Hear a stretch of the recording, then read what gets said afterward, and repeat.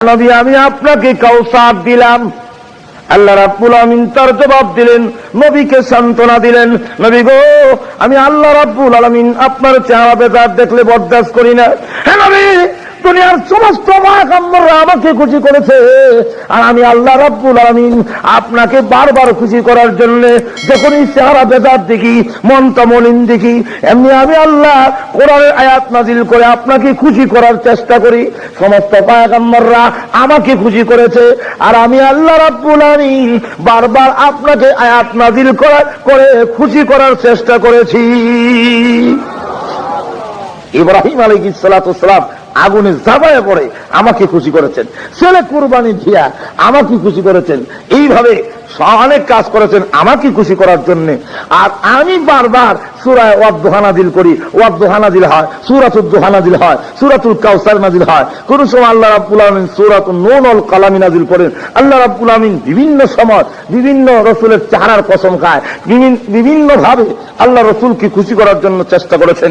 অতএব আপনি চেহারা মলিন করেন না, এটা আমি সহ্য করি না। এখন আল্লাহ রাব্বুল আলামিন বলেন, ইন্না আতাইনা কাল কাউসার, নবী আমি আপনাকে কাউসার দান করলাম। আর আমার আসরেই চললে সামনের দিকে চলে যাই, আখির নবী রাহমাতুল আমিনের গুণগান গাইয়া আল্লাহ রাব্বুল আমিন এই সূরা নাজিল করলেন এই কাব ইবনে আশরাফের জবাব দেওয়ার জন্য। নবীর সম্মান, নবীর শ্রেষ্ঠত্ব দুনিয়াতে বেশি, কিয়ামতের মাঠও বেশি হবে। 2 নম্বর তার শান নজুল হইল আসিম ইবনে ওয়াইল নামে রাসূলের চূড়ান্ত দুশমন, রাসূলের কয়েকজন ছিল চূড়ান্ত দুশমন, যাদের ব্যাপারে আল্লাহ রাব্বুল আলামিন বলেছেন খাতামাল্লাহু আলা কুলুবিহিম ওয়া আলা সামিহিম ওয়া আলা আবসারিহিম গিশাবা ওয়া লাহুম আযাবুন আযীম। নবী আমার তাদেরকে আমি তাদের অন্তরে মোহর মেরে দিয়েছি, শ্রবণ শক্তি, দৃষ্টি শক্তির উপরে পর্দা ঢেলে দিয়েছি। নবী গো তাদেরকে বুঝান আর না বুঝান, দর দেখান আর না দেখান, ওরা আর ঈমান আনবে না। সাওয়াউন আলাইহিম আনযারতাহুম আম লাম তুনযিরহুম লা ইউমিনুন, ওরা আর ঈমান আনবে না। হে নবী ওরা আর ঈমান আনবে না। এখন আবার একটা প্রশ্ন হয়ে দাঁড়ায়, ওরা ঈমান আনবে না, আল্লাহ যখন আগেই বলে দিয়েছেন এদের ঈমান আনার থাকলেও তো আনবে না, দোষ তো এদের না, দোষ তো আল্লাহর। নাউযুবিল্লাহি মিন যালিক, কারণ আল্লাহ তো বলে দিয়েছেন ঈমান আনবে না, সুতরাং আল্লাহ তো না করে দিয়েছে ঈমান আনবে না, তোরা আনবে কেমনে? কি বলেন? আল্লাহ না করছে না? থানভী রাহমাতুল্লাহি আলাইহি এর জবাব লিখেছেন আশরাফুল জবাব, এর মধ্যে উল্লেখ করেছেন, আবার তাফসীরে বয়ানুল কোরআনে উল্লেখ করেছেন।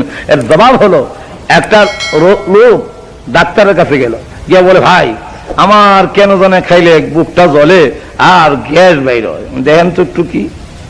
ডাক্তার ফেটে দাতা দিয়া তো মেশিন দিয়ে চেক করে কয় আপনার তো গ্যাস্ট্রিক, তো আপনাকে ওষুধ দেওয়া হলো, তবে সিগারেট খাইবেন না, জাল খাইবেন না, চা খাইবেন না, তাহলে কিন্তু রোগ বাড়বে। এখন এই লোকটা আগে খাইতো 10 কাপ চা, ডাক্তার নিষেধ করার পরে খায় 20 কাপ চা। আগে খাইতো সিগারেট 1 প্যাকেট, এখন খায় 2 প্যাকেট। আগে জাল কম খাইতো, এখন একটু বেশি খায়। তাহলে বলুন তো দেখি তার রোগ বাড়বে না কমবে? এবার দেখা যায় না বেদনা হয়, ডাক্তারের কাছে গেছে, আবার ডাক্তার বলল ভাই আপনার তো আলসার হয়ে গেছে, সুতরাং আপনার পেটের মধ্যে কিন্তু এখন বিপদ দেখা দিছে, চা খাবেন না কিন্তু, তারপরে সিগারেট খাবেন না, জাল খাবেন না, তাহলে কিন্তু আপনার গ্যাস্ট্রিক আরো বাড়বে। আইসা দেখে নির্বাচন, তো আগে খাইতো 20 কাপ, এখন খায় 40 কাপ। আগে খাইতো সিগারেট, এখন গাঞ্জাও খায়। আগে খাইতো একটু জাল বেশি, এখন কাঁচামরিচ সাথে খায়, নাগামরিচও খায়। তাহলে বলুন তো দেখি তার গ্যাস্ট্রিক বাড়বে না কমবে? এখন দেখা যায় যা খায় বমি হয়ে যায়, আর পেটে থাকে না, পানি খাইলেও বমি হয়ে যায়। ডাক্তারের কাছে যাওয়ার পরে ডাক্তার পরীক্ষা করে আপনার ক্যান্সার হয়ে গেছে। সুতরাং অতএব আপনার প্রেসক্রিপশনে আমি লিখে দিলাম যে আপনি আর বাঁচবেন না, রোগ আর ভালো হবে না। এই যে ডাক্তার না করে দিল, রোগ আর ভালো হবে না, এর জন্য দায়ী কি ডাক্তার না রুগী? দায়ী কে? এখন রুগী যদি কয় আমি আর ভালো হবো না, ডাক্তার না করে দিছে, দোষ তো আমার না, দোষ তো ডাক্তারের। ডাক্তার না করে দিছে, আমার রোগ ভালো হইতো না, সুতরাং আমার ভালো হবে কিভাবে? দোষটা কি ডাক্তারের না তার নিজের? ঠিক তেমনি ভাবে কুফর, অহংকার, সার্কাসি, অবাধ্যতার রূপ দিন দিন খালি বাড়ে। আল্লাহ আয়াত নাজিল করে বারবার সতর্ক করেন, এটা করো না, হিডা করো না। ওদের রোগ খালি বাড়ে, কুফুরের রোগ আরো বাড়ে, কুফুরের রোগ আরো বাড়ে। বাড়তে বাড়তে কুফুরের রোগ এমন চূড়ান্ত সীমানায় গেছে, যারা ক্যান্সার রোগ ধারণ করেছে, ক্যান্সার রোগ ধারণ করেছে। আল্লাহ রাব্বুল আমিন তাই আল্লাহর প্রেসক্রিপশন কোরআন শরীফে রেখে দিয়েছেন, এই রোগ আর ভালো হবে না, সুতরাং ওরা আর ঈমান আনবে না। এবার আপনারা বলুন, দোষী কি আল্লাহ না তারা নিজে? আরো জোরে কোন কারা? যেহেতু তারা সত্য মানছে না, জোরে কোন ঠিক না? ঠিক না ভাইরা আমার, ওই আস ইবনে ওয়াইল সে রাহমাতুল লিল আলামিনের ছেলে হয়ে বাঁচে না, ছেলে হয়ে বিদায় হয়ে যায়। মেয়েরা বাঁচতেন কিন্তু ছেলে বাঁচত না। 4 মেয়ে আর 3 ছেলে, কিন্তু মেয়েরা বেঁচে ছিলেন আর ছেলেগুলো বাঁচে না। হযরত কাসিম রাদিয়াল্লাহু তাআলা এত বড় হয়ে তিনি ইন্তেকাল করেছেন যে ঘোড়ার উপরে তিনি আরোহণ করতে পারতেন। তার ইন্তেকালে রাসূলের চোখ দিয়ে পানি বের হয়েছে, মনে আঘাত লেগেছে। এই অবস্থায় কাফেররা যখন অপপ্রচার শুরু করেছে, বিশেষ করে আস ইবনে ওয়াইল, সে যখন অপপ্রচার শুরু করে দিয়েছে, এর আগে জানুন রাসূলের ছেলেরা বাঁচে না কেন? 2টা কারণ। একটা কারণ হইল রাহমাতুল লিল আলামিনের ছেলেগুলো বাঁচে না। 1 নম্বর কারণ হইল কিছু ব্যবসার দল আছে, আসেনি মহব্বতের সুরে ব্যবসা হয়ে গেছে, আসেনি এমন কিছু ব্যবহার। এই ব্যবসার যারা, ওরা কিন্তু নবী পৃথিবীর থেকে বিদায় হয়ে গেলে, নবীর ছেলে যদি থাকে, তো উনি যদি নাও করে যে না আমি নবী না, তথাপি একদলে মহব্বতের সুরে কইব যে না আপনি নবী, না করলেও আমরা মানি নবী। যেরকম ঠিক না? ঠিক না? যেমন আমাদের দেশে এমন সিস্টেম, এমন পদ্ধতি চালু আসেনি না নাই? যেরকম না আসেনি না নাই?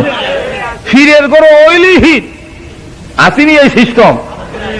যদি আলেমের গোড়া আলেম হয় তো তার হওয়ার ডাবল ভালো, কি বলেন ঠিক না? আমাদের এলাকায় বাবু উকিল, ছেলে উকিল, ছেলে এখনো বেঁচে আছে, কথা বলছেন, প্রতিমন্ত্রী হয়েছেন একবার আমাদের ব্রাহ্মণবাড়িয়ার। তো ওনার বাপ একদিকে এক মক্কল লইয়া দাঁড়াইছে করে, উনি আরেকদিকে দাঁড়াইছে। বাপ একদিকে যুক্তি দেয়, ছেলে আরেকদিকে দেয়। শেষ পর্যন্ত জজ সাহেবের কাছে বলে, জজ সাহেব আমার কথাই সঠিক, কারণ আমার আব্বার কথা গ্রহণযোগ্য হতে পারে না, কারণ তিনি হলেন কৃষকের ঘরের উকিল আর আমি হইলাম উকিলের ঘরের উকিল। আমার ডাবল হওয়া, কি বলেন ঠিক না? আমি আইন বুঝিনার গড়ে জন্ম হয়েছি, সুতরাং আমি বেশি বুঝি। তখন জজ সাহেব পর্যন্ত হাসে দিলেন। তো আলেমের ঘরে যদি আলেম হয় তার ভাবার ডাবল, বাবু আলেম ছেলেও আলেম, কি বলেন ঠিক না?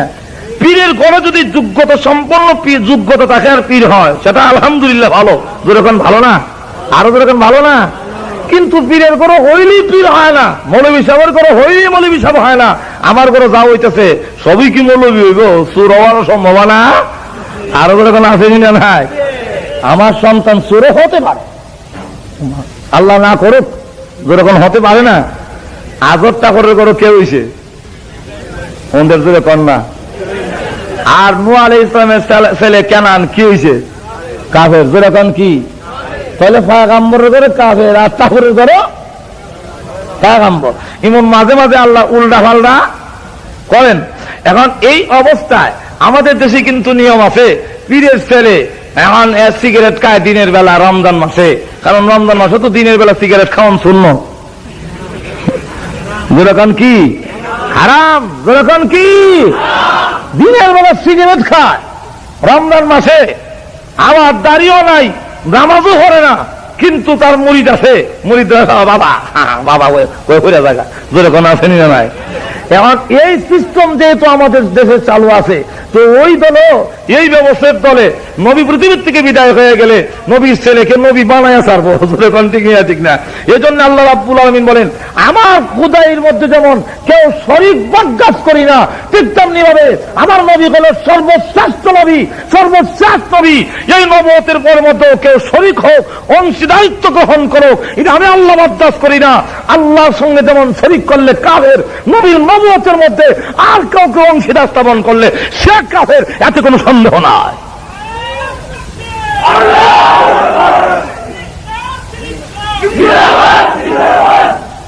ভাইরা আমার, এই জন্য আসুন আল্লাহ রাব্বুল আলামিন তার নবুয়তের সংরক্ষণের জন্য, তার বন্ধুর নবুয়তের সংরক্ষণের জন্য ছেলেদেরকে আর এই নবুয়তের শরীকদার বানাবার সুযোগই দেন নাই, ছেলেগুলো সব নিয়ে আসছেন।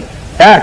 দুই নম্বর একটা কারণ, যে যদি আমাদের দেশে নিয়ম আছে, আপনি যদি লঞ্চে ইতিহাসের পর থেকে আলাপ করতেছেন যে অমুক হুজুর আমাদের দেশের খুব বড় আলেম, খুব বুজুর্গ, তো আর তাই বুজুর্গ, তাই একটা ছেলে তো আলিমই চাললো না। যখন এরকম কয়নি না, কয় না, আর যখন এরকম বলে কিনা।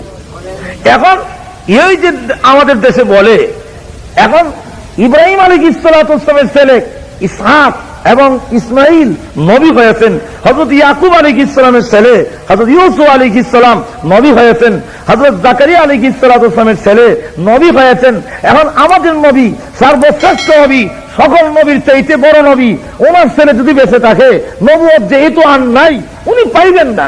সুতরাং অতএব কাদেররা কিছু উপহাস করবে যে উনি তো বড় নবী, কিন্তু ওনার যে একজন ছেলে নবী ওই চালল না, এই কথা বলার সুযোগ রাখছে না, আল্লাহ ওনার ছেলেকে নিয়ে আসছেন। এখন এটাকে ভিত্তি করিয়া রসুলের মনে আঘাত দেওয়া শুরু করলো। ইবনে ওয়াইল কয়, আর বাদ দাও, দাও ছেড়ে দাও, ফাইন্নাহু আফতার। সে প্রতিবৃত্তি, সে হইল মানে আফতার লা নাসাল আলাহু, লা আবার মাকতুউন নাসাল, যার প্রতিবৃত্তিকে বিদায় হয়ে গেলে কোন নির্বংশ হবে, তার বংশ সিলসিলা জারি থাকবে না, কেউ তার নাম আর নিবে না। তিনি পৃথিবীর থেকে বিদায় হয়ে গেলে তার নামও পৃথিবীর থেকে মুছে যাবে, ওনার নাম আলোচনা কেউ করবে না। সুতরাং এমন একটি ছেলে লোকের আলোচনা আমার সামনে করো না, যার ছেলে নাই, তার বংশ সিলসিলা থাকবে না। সুতরাং উনি বিদায় হয়ে গেলে ওনার বংশে বাপ্তি দেওয়ার মতো আর কেউ থাকবে না। নাউযুবিল্লাহ। আল্লাহ রাব্বুল আলামিন তার জবাবে এই সূরা নাযিল করলেন, ইন্না আতাইনাকাল কাউসার, হে নবী আমি আপনাকে কাউসার দিলাম। আল্লাহ রাব্বুল আলামিন তার জবাব দিলেন, নবীকে সান্ত্বনা দিলেন, নবী গো আমি আল্লাহ রাব্বুল আলামিন আপনার চেহারা বেজার দেখলে বরদাস্ত করি না।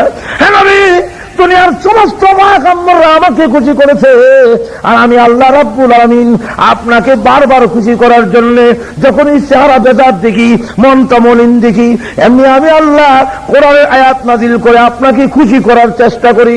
সমস্ত পয়গম্বররা আমাকে খুশি করেছে, আর আমি আল্লাহ রাব্বুল আলামিন বারবার আপনাকে আয়াত নাযিল করে খুশি করার চেষ্টা করেছি।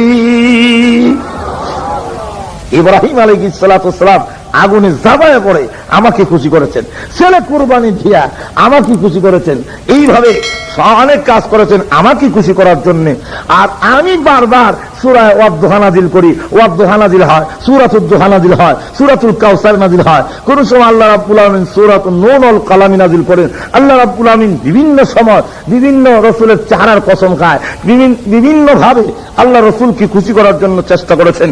অতএব আপনি চেহারা মলিন করেন না, এটা আমি সহ্য করি না।